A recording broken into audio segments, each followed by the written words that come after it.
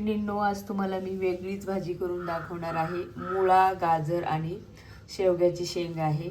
मला एक दिवस असं झालं की काय भाजी करू. भाज्या तर सगळ्या घरात होत्या, पण असं वाटायला लागलं कोणती भाजी करू, कोणती भाजी करू. मग असं झालं की अरे चला काहीतरी डोकं लढवू आणि काहीतरी करूयात. तर ही भाजी भाताबरोबर खूप छान लागते. मी कशी करते ते पाहूयात आता. आता हे पातेलं ठेवलेलं आहे मी इथे. याच्यामध्ये मी तेल टाकते. तर याच्यामध्ये मी तेल टाकलेलं आहे. तेल गरम झालेला, याच्यामध्ये मी 2 डाव तेल टाकलेलं आहे. तेल गरम झालं की थोडीशी मोहरी टाकायची. मोहरी चांगली तडकून द्यायची. तर आता मोहरी तडतडायला लागलेली आहे आणि आता टाकायचं जिरं.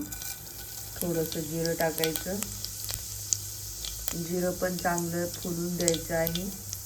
ही भाजी खूप छान झालेली आहे म्हणून मी शेअर करत आहे.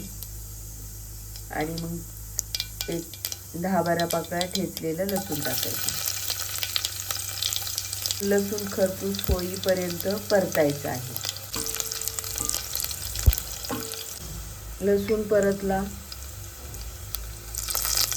कढीपत्त्याची 10-12 पाने टाकायची.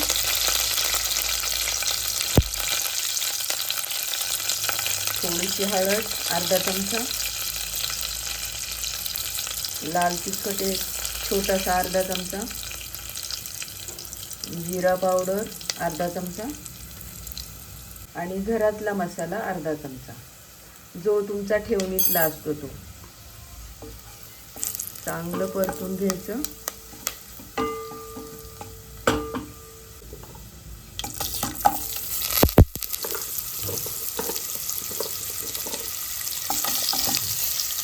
मी चांगलं परतून घेतलेलं आहे.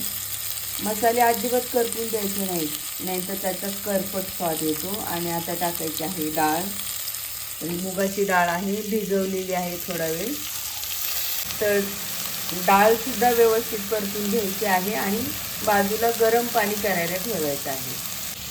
तर ह्या भाजीमध्ये गरम पाणी टाकायचं आहे. तुम्हाला जेवढं पातळ हवं आहे तेवढंच टाकायचं. आणि आपण मुळा खात नाही, वास येतो. कुणाकुणाला मुळा ही भाजी आवडत नाही. गाजर असं कच्चं खायचं म्हटलं तर कडक असतं. याच्यामध्ये शिजले ना त्याची एक खूप छान चव येते. आणि शेवग्याच्या शेंगा पण खूप छान लागतात याच्यामध्ये. नक्की ट्राय करा, कारण मी हा अनुभव घेतलेला आहे. माहीत नाही तुम्हाला किती आवडेल ती भाजी, पण ही भाजी जास्त पौष्टिक होते हे मला पटलेलं आहे. आपल्या पोटामध्ये ह्या सगळ्या भाज्या जाणार आहेत, त्यामुळे तुम्ही ही भाजी एकदा नक्की करून पहा. आणि आता ह्याच्यामध्ये टाकायचं आहे गरम पाणी आणि मीठ. तिखट तुमच्या आवडीनुसार टाका. आता मी मीठ टाकणार आहे. तुम्हाला जितकं पाणी टाकायचं आहे तितकं टाका, कारण शिजताना पाणी कमी होणार आहे. मीठ टाकायचं आणि 5 ते 7 मिनिट ही भाजी उकळायची. शेंग शिजली पाहिजे. मुळा आणि गाजर शिजायला अजिबात वेळ लागत नाही, फक्त शेंग शिजायला थोडासा वेळ लागतो. आणि आता हे झाकून ठेवायची. आता ही तयार झालेली आहे भाजी. आणि आता त्याच्यामध्ये टाकायची कोथिंबीर थोडीशी आणि गॅस बंद करायचा आहे. अशी भाजी एकदा तरी बनवून खा. ज्यांना मुळा आवडतो ना त्यांना ही भाजी खूप आवडणार आहे. आणि ही भाजी तुम्ही भाताबरोबर खा, खूप छान लागते.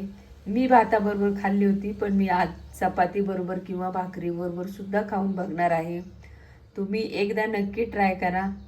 जेव्हा आपल्याला असं काही सुचत नसतं तेव्हा वेगळंच काहीतरी सुचून जातं. जर हा व्हिडिओ आवडला तर लाईक करा, शेअर करा आणि सबस्क्राईब करायला विसरू नका. खूप खूप धन्यवाद.